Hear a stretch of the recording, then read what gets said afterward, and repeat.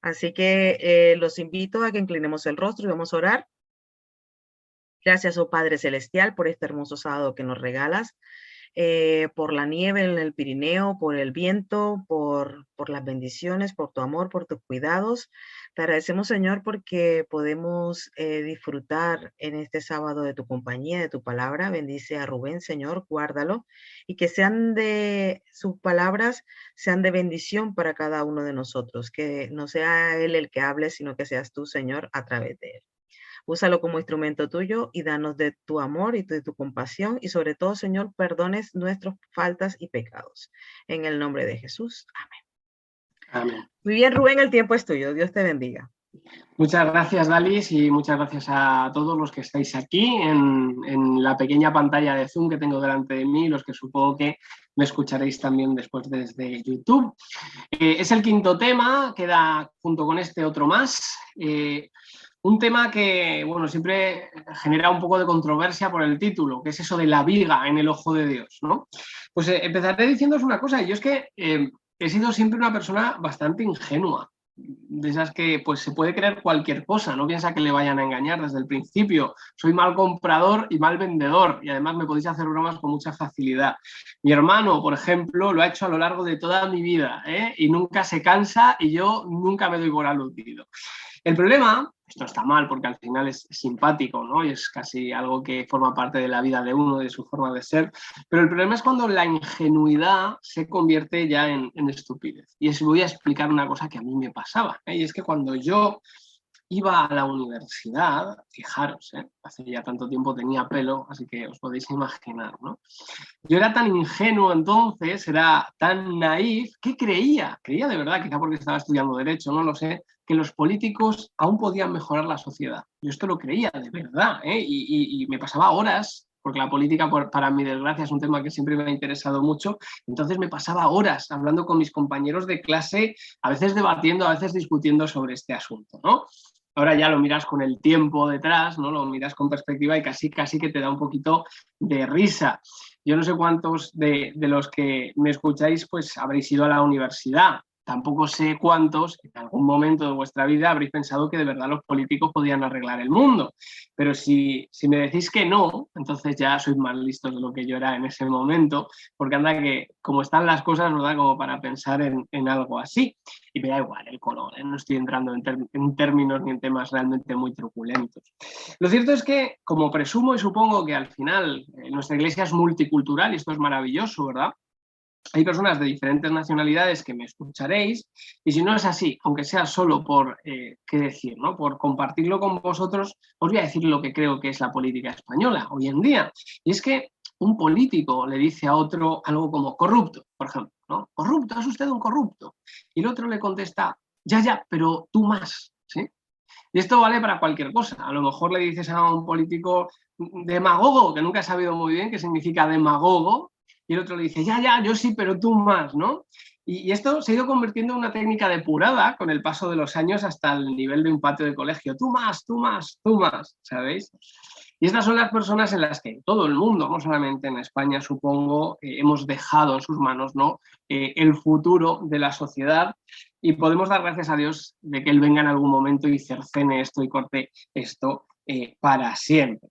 Así que, claro, al final, ¿verdad? Y esto yo creo que nos sucede en todos los ámbitos de la vida, cuando uno se encuentra en una situación diferente a aquel que ejerce algún tipo de responsabilidad, siempre considera que podría hacer mejor las cosas que el otro. Pero cuando en algún momento las tornas se cambian, entonces acabas cometiendo los mismos errores del que considerabas que era tu rival, que era tu enemigo, aquel simplemente al que no veías desarrollar una gestión adecuada. Así que fijaos, el Señor va a hablar de esto también, ya no de política, lo dejo aparte, pero sí de la manera en la que nosotros gestionamos algunas cosas. Y es que Jesús, después de confrontar a todos los asistentes al Sermón del Monte con, podríamos decir, sus propios demonios, ¿verdad? La propia forma que tenían de evaluar las cosas que les rodeaban, finalmente, como si fuera un combate de boxeo, les pone contra las cuerdas, porque está a punto de llegar a uno de los puntos culminantes de su mensaje. Y ese mensaje lo vamos a encontrar en Mateo, en el capítulo 7, y los versículos del 1 al 5, que os invito a leer conmigo. Mateo capítulo 7, versículos del 1 al 5, que dicen No juzguéis para que no seáis juzgados, porque con el juicio con el que juzgáis seréis juzgados, y con la medida con que medís seréis medidos. ¿Por qué miras la paja que está en el ojo de tu hermano y dejas de ver la viga que está en tu ojo? ¿O cómo dirás a tu hermano, déjame sacar la paja de tu ojo cuando tienes una viga en tu ojo? Hipócrita, saca primero la viga de tu ojo y entonces podrás ver para sacar la paja del ojo de tu hermano. No voy a entrar en un asunto como el gran sentido del humor que está teniendo Jesús al hablar de una pajita en comparación con una viga, que es algo tan extremadamente grande que no cabe en realidad en un ojo, ¿no? Pero sí que me doy cuenta de algo, y es que el Señor me está diciendo, todos tenemos problemas, todos tenemos necesidades, hay circunstancias muy especiales en nuestra vida que tenemos que afrontar. ¿Y de qué manera estás tú administrándote? ¿Cómo estás viendo? Y acordaos que el Sermón del Monte es una cuestión de miradas. ¿Cómo estás viendo tú los problemas que tienes y en comparación los que tienen? Porque al final el Señor se da cuenta de que todos somos un poquito políticos, ¿sí? Porque los políticos han hecho de eso de ver la viga en el ojo del otro un auténtico arte, casi un deporte. Se dice que el contrario no puede solucionar los problemas porque o no sabe, o no es decente, o no tiene ideas adecuadas, ¿verdad? En el fondo esto es lo que hago yo también. Si yo me equivoco, y me equivoco a menudo por desgracia, no busco razones ajenas a mí para justificar mis fallos. No miro en los demás antes que mirarme a mí mismo. Imaginaos que somos estudiantes, ¿no? Todos lo hemos sido. Oye, es que he suspendido el examen, pero es que mi compañero me dio malos apuntes, ¿verdad? Esto me pasaba mucho en la facultad. Tenía malos apuntes. Nunca piensas que seas tú el que has estudiado poco, o quizá el que tenías que haber sido demasiado responsable como para haber tenido tus apuntes. ¿Qué ocurre cuando buscas los defectos de los demás? ¿Sabes? Cuando mi hermano era pequeño, y esto lo cuento abiertamente porque él os lo podría decir con mucha más gracia que la que yo tengo, él no era un estudiante muy bueno. Mi hermano no era especialmente dado a hincar codos. Él pues se despistaba muy fácilmente, por cualquier cosa. O se ponía a mirar una hormiguita que pasaba por allí, o se echaba un poquito la siestecita y así le olvidaba. Luego en el tiempo se arregló y gracias a Dios él tiene ahora ya una formación, un buen trabajo, pero durante un tiempo, sobre todo en el instituto, tuvo unos años un poquito piratas, ¿no? Un poquito bribones. Y él con esos antecedentes, cuando llegaba a casa con los exámenes, pues como os podéis imaginar, las notas no eran buenas. Y yo me acuerdo estar delante de él y de mis padres, y él muy ufano, darles las notas a mis padres y decir, toma, aquí están mis notas. Mi madre les echaba un vistazo espantada y le decía, por ejemplo, David, mi hermano se llama David, si ha sacado un 3 en lengua española, ¿no? Y mi hermano, ni corto ni perezoso, ¿sabéis lo que le contestaba? Decía, sí, yo he sacado un 3, pero es que hay uno que ha sacado un 0. Decía, hay uno que ha sacado un 0. Y se quedaba tan ancho, se quedaba tan contento, ¿eh? Parecía que como uno había sacado un 0, él ya no importaba que hubiera sacado un 3, que ni siquiera hubiera aprobado. Y eso, entendiendo que mi hermano siempre ha sido una bellísima persona, es un ejemplo de lo que implica a veces buscar la paja en los ojos de los demás. Implica vivir una existencia feliz en tanto en cuanto una existencia de autoindulgencia o de autoengaño, ¿no? Nos decimos, los demás ya son suficientemente inmaduros, ignorantes, torpes, etcétera, ¿para qué voy a cambiar mi vida si en el fondo no estoy yo tan mal, ¿no? Claro, la experiencia, ¿verdad? Me dice, por ejemplo, la experiencia de la Odisea, que podemos leer en Apocalipsis 3:17, que esa es la visión que tiene incluso la Iglesia hoy en día de sí misma. Dice Apocalipsis 3, versículo 17, lo siguiente, dice, perdonad, os he dicho Apocalipsis 3, pero no es Apocalipsis 3. Sí, es Apocalipsis 3, 17, lo he dicho bien. Tú dices, yo soy rico, estoy enriquecido y nada necesito, y no conoces que eres un cuitado, un miserable, pobre, ciego y desnudo. ¿Por qué somos así? Somos la iglesia de la autoindulgencia. La iglesia a la que le gusta ver pajitas en los ojos de todo el mundo y sin embargo no se da cuenta de que es pobre, de que está ciega, de que está desnuda, de que está sola. Nos conformamos con poco. Preferimos mirarnos en otros en vez de mirarnos en Dios y decimos, pues es verdad, no estoy tan mal. ¿Sí? Y el Señor me dice, pero Rubén, sí que estás mal, estás muy mal y tienes que darte cuenta. Una vez, hace ya años, conocí a una persona en la iglesia que era espantosa. Lo digo de verdad, era horrible a la hora de juzgar a los demás. todo el mundo tenía defectos, era poco espiritual, o no realizaba buenas actividades, o según quien predicaba, esto era algo que siempre me pareció horrible, se levantaba del banco de la iglesia y salía fuera de la iglesia, y a veces se llevaba con él a otros. Con el tiempo, fijaos, se descubrió que esta persona con cierta ascendencia en la iglesia había vertido calumnias sobre hermanos de la iglesia, que tenía problemas con adicciones, cosas realmente fuertes, realmente duras. Y evidentemente su credibilidad, como os podéis imaginar, cayó por los suelos.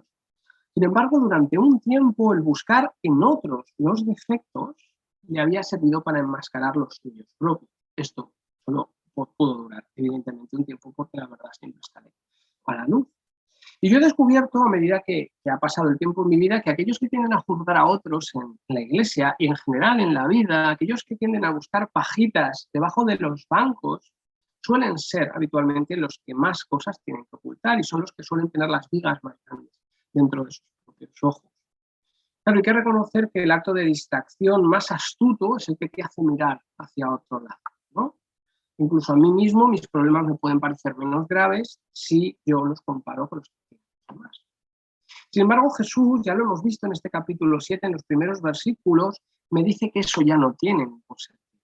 Me dices que si yo soy cristiano, si yo soy uno de los suyos, va siendo hora de que afronte mis propios problemas con valor y que no mire a otro lado.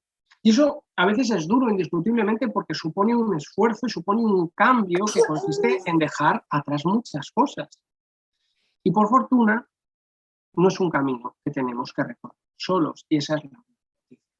Por eso el Señor me sigue diciendo en el texto de Mateo, de nuevo en el capítulo 7, y en este caso en los versículos del 7 al 11, lo siguiente.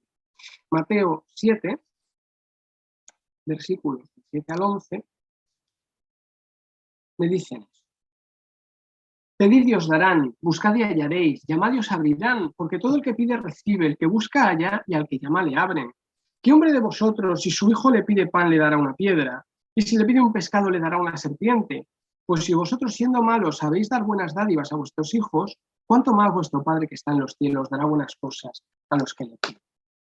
Así que aquí Jesús nos está dando la clave. Él sabe perfectamente que tenemos problemas y además sabe mejor que nosotros cuáles son estos problemas. Conoce de verdad su gravedad. Y me dice algo, y es con lo que me gustaría, si os tenéis que quedar con algo hoy, que fuera esto, simplemente una sola frase. Me dice que tu defecto siempre es más grave que el de cualquier otro, porque es tu propio defecto el que te va a alejar. Por eso mis problemas son siempre vigas en mis ojos, nunca son pajitas.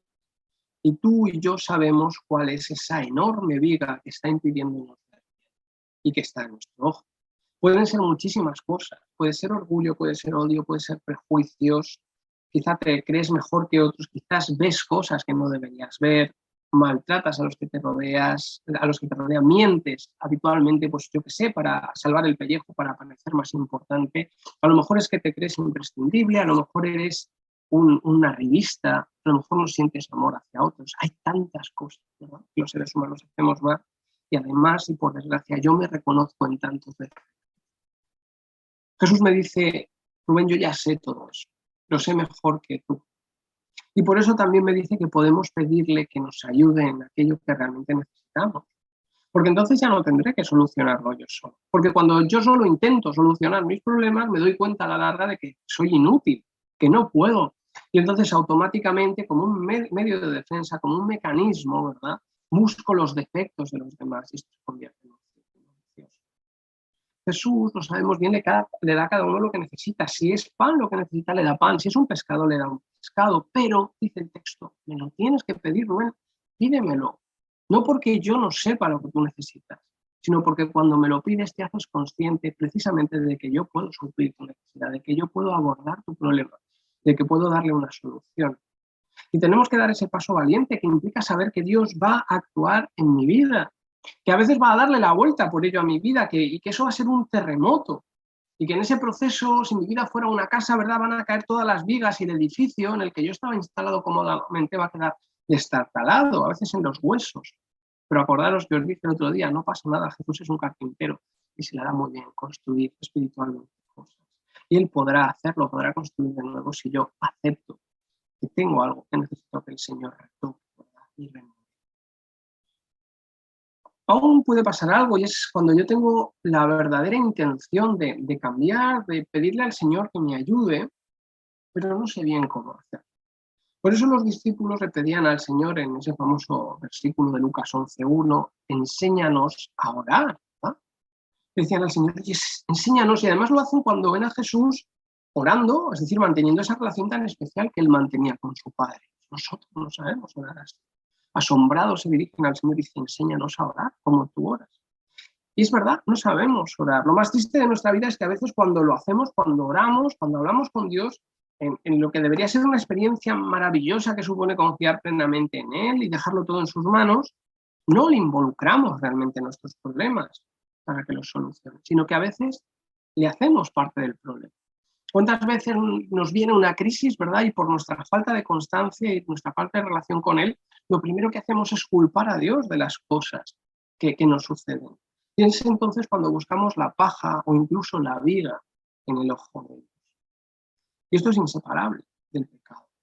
Desde que Adán y Eva cayeron, lo hemos encontrado muchísimas veces en las Escrituras, ¿verdad?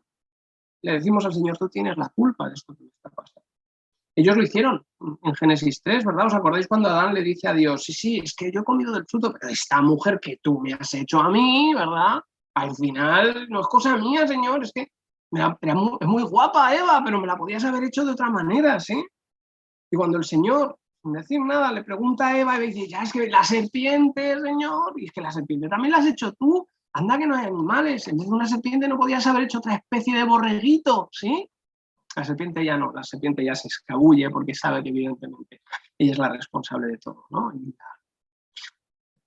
Y así es como confrontamos perdón, nuestra vida espiritual. Y sin embargo hay un caso en la Biblia que me parece especialmente significativo. Y es el de Sansón. Me quisiera pues, detener brevemente en su vida. Poneros en situación. Sansón es el ser humano más fuerte que sabemos que ha pasado por esta tierra. Además es el más fuerte por un don divino, específicamente. Es un hombre, suponemos, agraciado, es también inteligente, muchas veces se nos presenta como un hombre musculoso e idiota, pero no es así, ¿eh? Es un hombre al que le gustan los acertijos, le gustan las bromas, le gusta burlarse de sus enemigos, lo tiene todo. Y lo tiene todo desde su niñez, porque no tenía por qué haber nacido, nace por un milagro. Tiene el amor de sus padres, el amor de su pueblo, presumimos también el amor de las mujeres, que se sentirían admiradas frente a él, ¿verdad? Y en vez de que todas esas características le acerquen a Dios en un acto de agradecimiento, en busca de consejo, por otra parte, porque él era un juez de Israel, lo que ocurre es que le alejan de él. Y Jueces 14 no lo vamos a leer, pero conocéis bien el relato, nos dice que Sansón se casa con una mujer que él quiere porque le apetece y le gusta. Le dice a su padre, es que esta me gusta, dámela por esposa. Me ha entrado por los ojos. Es filistea, Sansón, me da igual. ¿Sí? Eso es lo que hace Sansón. Incumple también las normas divinas que tienen que ver con su nazareato. Toca animales muertos, toma alimentos que han pasado por ese proceso de fermentación que no debería tomar. Se hace amigo de los filisteos. Todo esto nos lo cuenta el texto de Juez, sorprendentemente. Pero eso sí, cuando Sansón tiene problemas, le echa la culpa a él. Fijaos, vamos a buscar ahora sí el texto de Jueces 15, el versículo 18. Jueces 15, versículo 18, que por otra parte nos cuenta algo que nosotros bien sabemos, aunque debamos ponernos un poquito en el contexto. Jueces 15, 18 nos habla de lo que inmediatamente después de matar a 1000 hombres con una quijada de asno, Sansón le pide al Señor. Dice así el texto, sintiendo una gran sed, clamó al Señor, tú has dado esta gran salvación por medio de tu siervo, ¿y moriré ahora de sed y caeré en manos de los incircuncisos? Eso, aunque no nos lo parezca, es una oración, ¿eh? Es una oración de Sansón. Sansón, después de masacrar a sus enemigos, está cansadito, ¿eh? Y ahora con este desdén, con esta, me lo vas a permitir, con esta mala leche, ¿eh? Con esta forma tan inadecuada de hablar con Dios. ¿No ves cómo te estoy solucionando yo los problemas? Y tú permites que yo me muera de sed, que me voy a morir. Imaginaos un hombretón como Sansón, que tenía tanta fuerza que podía haber corrido un poquito al pueblo de al lado, buscar un pozo, ¿eh? Que me muero de sed, Señor, como un niño pequeño. Y Sansón no le dice al Señor lo que quizá debería haberle dicho, mucho más importante, y es que si está sediento, eso se debe a una serie de desafortunados sucesos de los cuales él es el causante y protagonista. Se casa con una filistea. La filistea le embauca, le engaña. Sansón se enfada, la repudia. Luego vuelve, cuando le apetece, otra vez a por ella. Descubre que el padre de la muchacha le ha dado en matrimonio a otro hombre. Y por venganza, no porque Dios se lo haya pedido, queman los sembrados de los filisteos y ahora sí, los filisteos capturan a Sansón, él se libera y mata a 1000 hombres con una quijada de asno. Este es todo el proceso, ¿eh? No empieza de repente por una petición del Señor o por una presunta conquista de los filisteos, no, él llega ahí al territorio y empieza a matar uno tras otro en una escena realmente salvaje del Antiguo Testamento. El capricho de un niño mimado que lleva una masacre.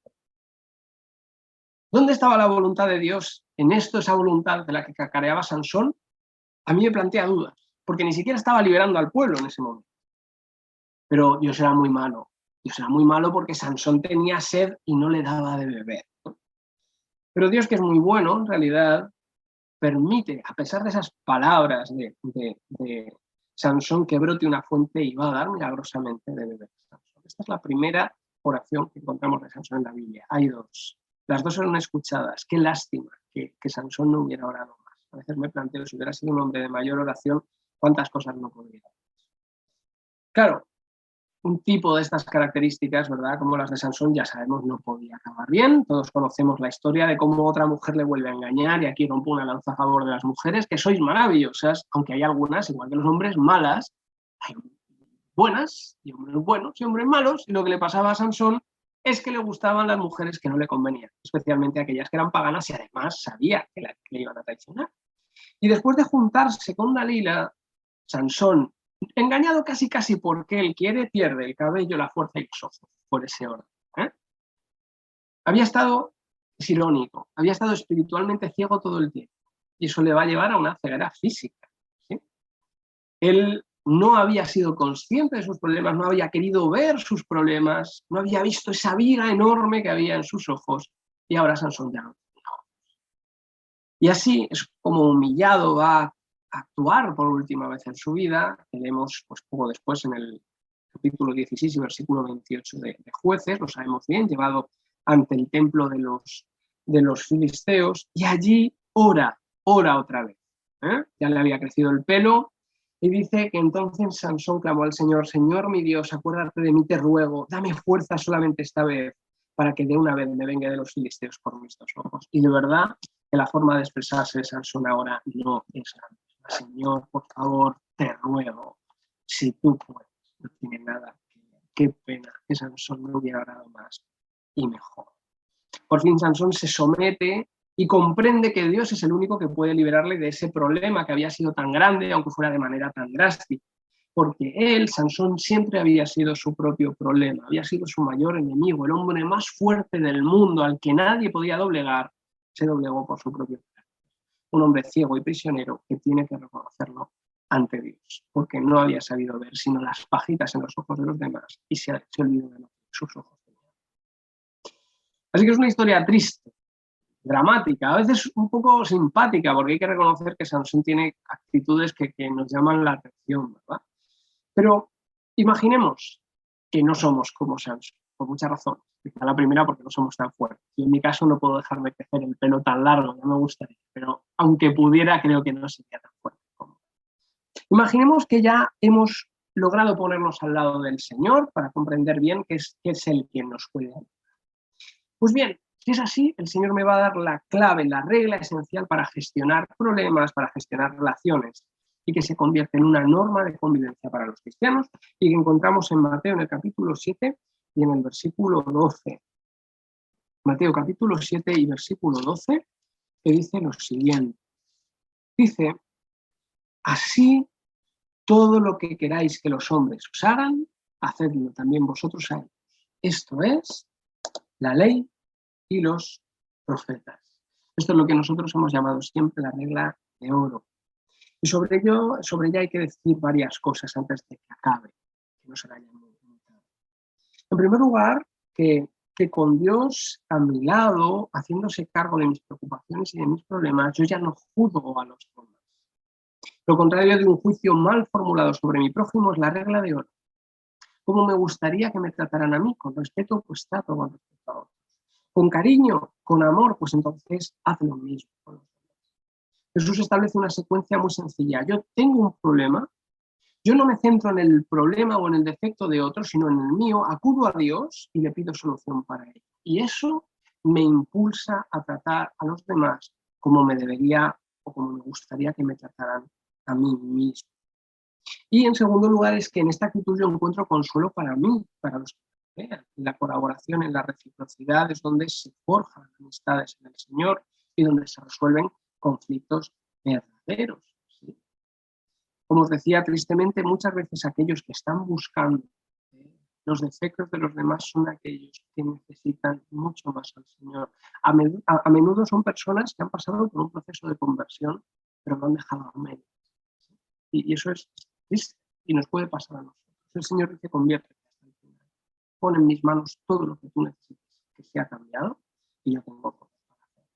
Finalmente, el texto me dice que eso es la ley y los profetas. En eso se resume la regla de oro, ¿verdad? La ley y los profetas es la Biblia, la palabra de Dios, al menos la que conocían y aceptaban los israelitas. El amarás a Dios sobre todas las cosas y al prójimo como a ti mismo. Y es bonito saber, por tanto, que el objetivo del Evangelio es la convivencia pacífica de los hijos de Dios. Algo que, dicho sea de paso, pues a menudo nos falta como cristianos y que deberíamos practicar más. Así que Jesús no quiere reproches, Jesús no quiere indirectos. Jesús quiere que afrontemos nuestra realidad con valor y que digamos, sí, Señor, tengo un problema. Mi hermano, mi compañero, mi amigo también tiene un problema, pero es que él no tiene la culpa de que yo tenga y de que yo sea como soy. Así que, por favor, toma este asunto en tus manos y destrúyelo para siempre o conviértelo en algo bueno, que tú tienes poder para ambas cosas. Así que os deseo que a partir de hoy, si no lo hacíais ya, que probablemente lo hacíais, podáis poner en manos del Señor vuestros asuntos igual que yo deseo ponerlos. Y que juntos reconozcamos que Él no es parte del problema jamás, sino que es la solución absoluta, entera, a cualquier situación complicada que estemos viviendo. Y que sepamos que tratando al otro como yo deseo ser tratado, comenzaremos a participar en un maravilloso plan, que es el plan cósmico de Dios para resolver conflictos. El Señor os bendiga y ahora vamos a orar. Amado Señor, te damos muchas gracias por la oportunidad que tienes de que nos relacionemos unos con otros a través de ti, Padre, de que conozcamos a personas que como nosotros pasan por momentos difíciles y que gracias a tu ayuda, a tu consuelo, Padre, y todo aquello que puedes transformar en nuestras vidas, también seamos inspiración para ti. Te queremos pedir, Señor, que seamos lo suficientemente valientes, que nos dejemos guiar por tu Espíritu, Padre, como para poner todos nuestros problemas en tus manos, sabiendo que tú tienes solución para ellos. Que no busquemos los defectos de los demás, sino que solucionemos los nuestros, que nos quitemos esa vida enorme que tenemos en nuestros ojos y seamos a partir de ahí una ayuda real, Señor, para poder a los demás, Señor, quitarles esa pajita o ayudarles a hacerlo conforme a tu voluntad. Quédate con todos nosotros, guárdanos en este día que ya ha comenzado de sábado. Te lo pedimos en nombre de tu Hijo Jesús. Amén.